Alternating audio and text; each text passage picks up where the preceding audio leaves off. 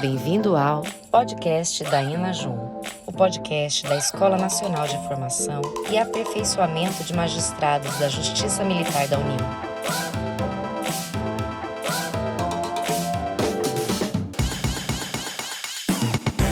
Olá, você está no podcast da Enajum, o podcast da Escola Nacional de Formação e Aperfeiçoamento de Magistrados da Justiça Militar da União. Nesse podcast, discutimos temas relevantes para a Justiça Militar e divulgamos as atividades formativas desenvolvidas pela escola. No episódio de hoje, vamos conversar sobre o segundo fórum sobre os desafios atuais para o Poder Judiciário e o Ministério Público, evento realizado pela Organização dos Estados Americanos, OEA, que conta com a parceria de diversas instituições brasileiras do meio jurídico, dentre elas a Enajum. Para conversar sobre esse tema, convidamos um dos organizadores do evento, o Dr. Walter Schwenkner, doutor em Direito Público pelo UERJ, juiz federal e atualmente atua em regime de cooperação na Secretaria de Assuntos Jurídicos da OEA. Dr. Walter, muito obrigado por ter aceitado o nosso convite. É uma grande satisfação receber o senhor aqui no nosso estúdio. Eu que agradeço o convite feito pela Enajum. É um grande prazer estar aqui para compartilhar e trocar experiências sobre, enfim, nessa vivência na OEA. Doutor, para começar o nosso episódio, como é que nasceu a ideia de organizar um evento para compartilhar as experiências jurídicas entre os países membros da OEA? Qual que é o objetivo central desse projeto? Eu, enquanto estive no Conselho Nacional de Justiça como secretário-geral, recebi o convite que foi formulado pela Secretaria de Assuntos Jurídicos da OEA para tentar, de alguma forma, contribuir com a disseminação das boas iniciativas que o Poder Judiciário brasileiro desenvolve, não só em inovações tecnológicas, mas nas mais diversas áreas. O Poder Judiciário brasileiro ele é muito rico em boas práticas, em boas iniciativas, seja porque nós temos uma quantidade muito grande de processos, seja porque nós temos um país que é continental e regiões com as mais variadas características. Então, esse é, digamos assim, um caldeirão perfeito para o experimentalismo de um sistema de justiça. Feito esse convite, eu, desde julho de 2022, estou atuando em regime de cooperação na Secretaria de Assuntos Jurídicos com esse objetivo de buscar a aproximação dos países que integram o sistema interamericano na OEA, atualmente são 34 países, de maneira que isso no âmbito do judiciário e sempre com o apoio do Ministério das Relações Exteriores, a missão do Brasil junto à OEA, hoje chefiada pelo embaixador Benoni Belli, tem participado e protagonizado toda essa aproximação do judiciário brasileiro com os demais países do sistema interamericano. E o que nós percebemos? Percebemos que as boas práticas do Brasil podem ajudar outros países e, da mesma forma, o que os outros países fazem também podem contribuir com o que nós temos de iniciativas. E a partir dessa constatação e da minha designação para lá atuar, surgiu a ideia de fazermos acordos de cooperação com as mais variadas instituições brasileiras e a Enajum, ela participou desde o início, capitaneada pelo ministro Arthur Vidigal, desde o início dessa iniciativa, dessa parceria, tendo celebrado em dezembro de 2022 um acordo de cooperação com a OEA para capacitação de magistrados e também para membros do Ministério Público, porque entendemos que as duas carreiras e instituições têm muito a contribuir e trocar de experiências. E esse foi, digamos assim, essa foi a semente para o surgimento dessas parcerias que se materializam por meio desses fóruns. O primeiro foro ocorreu em maio de 2023 em Washington, na sede da Organização dos Estados Americanos, em Washington, e o segundo será realizado ao longo dessa semana de final de novembro, de início de dezembro, na cidade de Belém, no Pará, envolvendo mais de 10 instituições brasileiras. Nós estamos recebendo autoridades da Argentina, autoridades do Peru, enfim, integrantes de uma comitiva da OEA, tudo com o espírito aberto e, enfim, o objetivo maior de trocar experiências para o fortalecimento da democracia, para a implementação de um acesso à justiça mais célere, mais eficiente, um judiciário e um Ministério Público mais eficiente. Essa digamos assim, é a ideia central de todos esses acordos de cooperação que estão sendo firmados e dessa parceria. Perfeito. Bom, e quais seriam as boas práticas do Poder Judiciário brasileiro que o senhor considera relevantes a ponto de serem referência nas Américas? Bom, vamos lá. Eu não teria condição, digamos assim, de listar todas, porque são inúmeras, mas obviamente que é importante destacar algumas que elas já estão sendo, digamos assim, estudadas por outros países para ver que se incorporam essas iniciativas, principalmente tecnológicas. O Brasil, ele está na vanguarda tecnológica em termos de sistema de justiça.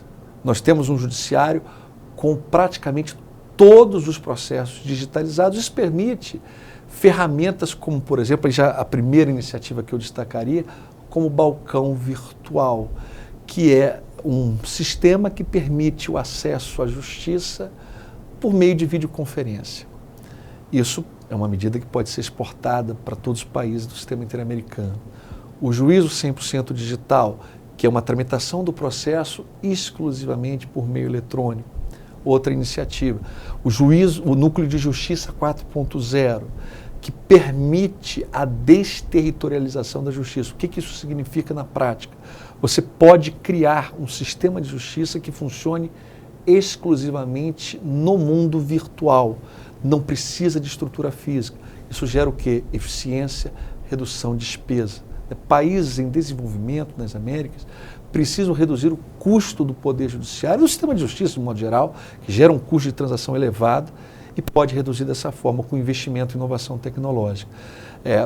Temos também a justiça itinerante, que lá em Washington, quando tivemos o primeiro evento, ela impactou, porque os países não conhecem essa iniciativa de você pegar um barco, você pegar um ônibus e levar nas comunidades ribeirinhas, no interior dos estados, para fazer casamentos, para fazer a identificação das pessoas, divórcio, enfim, a justiça chegando ao cidadão de uma maneira que, para nós é comum no Brasil, isso faz parte da nossa realidade, mas que não é tão comum assim em outras localidades. Outra iniciativa, o PID, que é o Ponto de Inclusão Digital.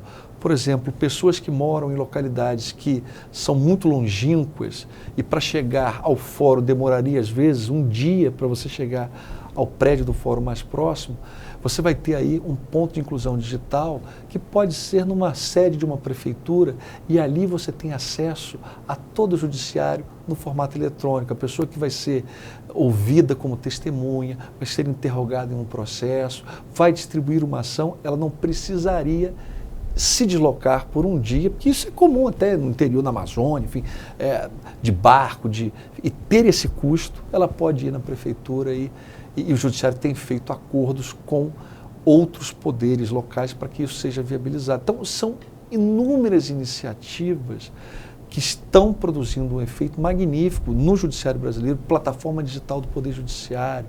O que é isso, né? Para quem até não é assim, não trabalha com direito, plataforma do Poder Judiciário é o seguinte, a gente diz que é como se fosse uma Judiciário Store, né? Não tem a Apple Store, com os produtos da Apple que ela disponibiliza. O Judiciário tem essa plataforma digital do Poder Judiciário, que é a PDPJ, que disponibiliza diversos microserviços para os usuários, advogados, defensores públicos, promotores, poderem utilizar. Como assim um microserviço? Vou dar um exemplo. Sniper é um microserviço. O que é o Sniper? É uma ferramenta para facilitar a identificação de bens de devedores. O devedor está sumindo com tudo, ocultando seu patrimônio, você consegue, porque isso se comunica com o sistema da Receita, sistema de cartórios, e aí você usa o Sniper, facilita essa execução. Então você tem vários microserviços em uma plataforma. É uma iniciativa recente, isso vem agora em 2021, não tem 5 anos de existência. Portanto, o judiciário brasileiro e o sistema de justiça brasileiro como um todo, né, tem muito a contribuir para o mundo até em matéria de inovação tecnológica. Quando a gente fala de inovação tecnológica, não é algo que exclua pessoas que não têm acesso, muito pelo contrário, a ampliação, a disseminação da utilização de ferramentas tecnológicas aproxima o cidadão da justiça, essa é a grande verdade, porque reduz custo, inclusive com o deslocamento das pessoas e, digamos assim, legitima até mais os pronunciamentos judiciais, enfim, acho que democratiza a justiça, aproximando o cidadão de todo esse aparato que tradicionalmente é muito formal, estruturado em prédios, né, com uma visualização muito, digamos assim, secular, e aí você substituindo isso tudo por uma formatação digital, isso tem dado um resultado muito interessante. Perfeito. Realmente são várias iniciativas, né, que podem ser usadas como referência. Bom, agora uma pergunta com relação à carreira do senhor. Como que tem sido a experiência na Secretaria de Assuntos Jurídicos da OEA? Eu costumo dizer que na vida a gente planeja algumas coisas e parece que quanto mais a gente planeja, acontece tudo diferente daquilo que foi planejado. Eu nunca imaginei que, sendo juiz, teria a oportunidade de participar de uma experiência tão gratificante, tão, assim, do ponto de vista do meu trabalho, tão impactante e com um potencial de transformação tão bacana quanto essa que eu estou vivenciando. Por que eu digo isso? Porque não é usual no Brasil o Estado brasileiro como um todo, os servidores, a máquina estatal, olhar para fora do país para fazer essa troca, né? As instituições, e no sistema de justiça tem sido assim, né? O Ministério Público, o Judiciário, a Defensoria Pública, a Advocacia, nós olhamos para o nosso ordenamento e procuramos resolver os problemas do nosso ordenamento. Mas o mundo de hoje ele é menor, os países, as experiências, elas cada vez mais, não dá para o Brasil falar, por exemplo, de proteção de dados, e os juízes brasileiros aplicarem o sistema de proteção de dados, LGPD, sem olhar para o que está acontecendo no mundo. Então isso tem se intensificado. Alguns países, como é o caso da França, já possuem o juiz de ligação, que é aquele juiz que atua em outro país para trocar experiências, trazer aquelas experiências de fora para o seu território. E eu acho que isso é super gratificante do ponto de vista institucional até, né? Porque certamente o que eu estou vendo e que um outro colega que eventualmente tem essa mesma experiência poderá ter de contato, enfim, é uma sementezinha ali podendo, enfim, construir um caminho para o nosso país, enfim, ter essas, né, ter esse papel até no mundo que pode ter um protagonismo internacional em relação ao que tem feito em algumas situações, em muitas, né, muitos projetos de maneira muito eficiente até, né? Você compara algumas experiências do judiciário brasileiro, muitos países com IDH elevado, tidos como, né, de primeiro mundo, não tem essa, né, por exemplo, uma coisa boba, mas que intimação por WhatsApp no Brasil, isso é o dia a dia forense, é isso, intimar uma pessoa, você pode fazer isso. E você fala disso em outros países, enfim, né, na Europa, nos Estados Unidos, que é uma potência mundial.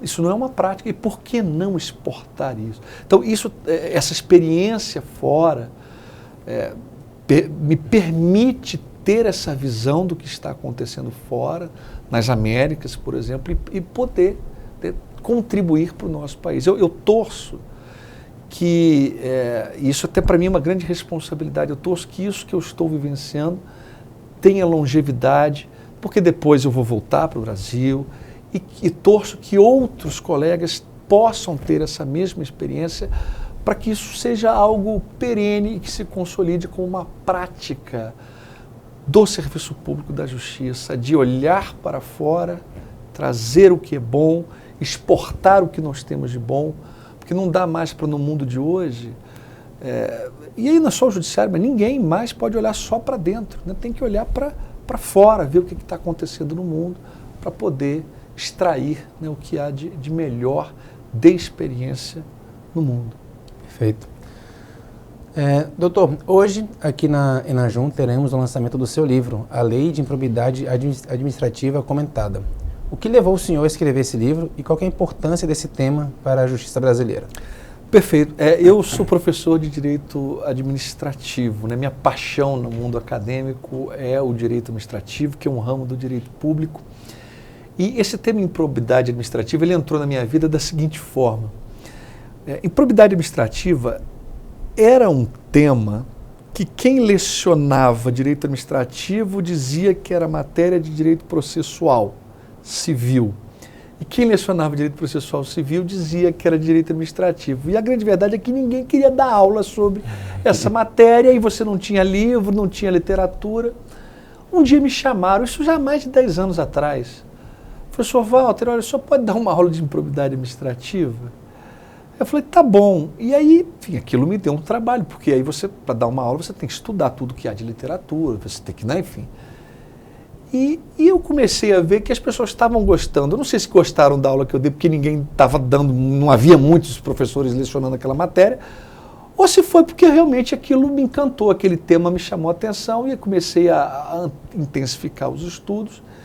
E é natural, quando a gente se dedica muito a um tema específico, ter a vontade, ter, em alguma medida, contribuir academicamente. Não só isso, mas eu diria até desabafar intelectualmente o que nós pensamos sobre uma determinada matéria. Eu comecei a escrever esse livro já há alguns anos atrás, e aí veio a mudança da lei, que mudou completamente o livro. Me deu um desespero inicial, porque eu falei, caramba, mas e agora? Como é que eu vou resolver esse problema? Isso vai me dar um trabalho, coisa de 70% do livro já estava pronto. Mas o que foi interessante foi o seguinte, porque eu já criticava muitos dos pontos da lei original. E, por coincidência, muito do que eu criticava foi alterado pela lei, coincidindo com o que eu estava defendendo. Então, isso me facilitou um pouco, porque eu tive que ajustar, naturalmente, ao novo formato da lei e as novas previsões, mas muito eu já tinha aquilo em mente do que, né, o que era problema e tal. Então, é um tema apaixonante, é um tema que ainda, eu tenho certeza, vai evoluir bastante. E vai evoluir por quê? Porque nós ainda estamos engatinhando no modo como se, não vou nem dizer combate, como se previne corrupção no Brasil. Corrupção, ela sempre foi enfrentada no nosso país com uma imagem de uma pessoa algemada entrando no banco de trás de um camburão da polícia. Como se o direito penal fosse a única forma de resolução de todos os problemas em relação a combate à corrupção, quando na verdade, a maneira mais, não vou dizer mais fácil, mas menos traumática para uma sociedade enfrentar a corrupção não é pela via penal, não é prendendo todo mundo. É você criando uma cultura de integridade que surge com uma racionalidade de um sistema punitivo. E essa racionalidade, ela exige uma complementação, uma coordenação entre o direito penal e o que está fora do direito penal e principalmente a improbidade administrativa. Então é um tema que muito me interessa, porque eu acredito que ele vai evoluir bastante. Para quem advoga, esse é um nicho que está crescendo muito. Porque hoje em dia a pessoa que pratica um ilícito e responde criminalmente, não é raro ela também responder por improbidade administrativa, porque muitas vezes há uma coincidência na definição do tipo penal e do tipo da improbidade. Então é preciso que haja um conhecimento do que se defende no direito penal e do que se defende na improbidade. Então, só que o direito penal ele já é mais amadurecido, já uma advocacia consolidada, já uma dogmática muito evoluída, uma preocupação maior com a proteção até dos acusados, né? Enfim, um discurso que diria menos medieval do que hoje nós vemos no direito sancionador, que é aquele que, enfim, né, que compreende o estudo da improbidade administrativa. Então, assim, especificamente quanto à importância, a meu ver, o tema da improbidade administrativa, a evolução desse tema, possibilitará um enfrentamento mais racional do problema da corrupção no nosso país, do problema do desvio de recursos, enfim, desses problemas, porque é preciso construir um ordenamento que mostre às pessoas que não vale a pena fazer o errado, que o que vale a pena fazer é aquilo que é o certo. E o que acontece? Muitas vezes, a falta de sistematização das normas, a sobreposição de instâncias punitivas, gera uma situação em que a pessoa que vai praticar o que é errado, ela às vezes é estimulada a fazer aquilo e nem se preocupa com as consequências, porque já sabe que se ela for pega, enfim, está ferrada e tal. Então, eu acho que a evolução do tema da improbidade vai ajudar muito a nossa sociedade a encarar um problema que não é só do Brasil, não. A questão de corrupção, isso é um problema mundial. Porque tem muito país aí que faz discurso de que está tudo bem e não está. Não está, porque se você tem um regramento que empurra o empresário, o servidor, a fazer o errado, você não adianta punir mais, porque não vai resolver. O problema é antes. E a lógica em torno da disciplina da improbidade administrativa, que é uma lógica mais até dissuasória, preventiva do que a penal, não que a penal não seja, né? Ela também volta o seu olhar para essa função preventiva, né? Não é só retributiva de castigo. Mas no direito sancionador esse olhar preventivo dissuasório ele é mais forte. E por isso eu acho que você forma um casal bonito quando você tem o direito penal atuando conjuntamente, mas de forma harmônica e racional com a improbidade administrativa. Então acho que essa é a contribuição que o tema oferece. Muito bom. E esse foi mais um episódio do podcast da Enajum. Se você gostou, gostaria de compartilhar com alguém, basta acessar as nossas redes sociais EnajumJMU.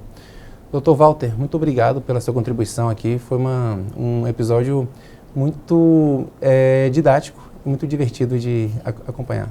Eu que agradeço mais uma vez, agradeço o Enajum e parabenizo até pelo podcast, enfim, né? Todos da Enajum e na pessoa do ministro Arthur Vidigal pela iniciativa e por todo esse belíssimo trabalho acadêmico que estão desenvolvendo. Tá certo, muito obrigado. Podcast da Enajum.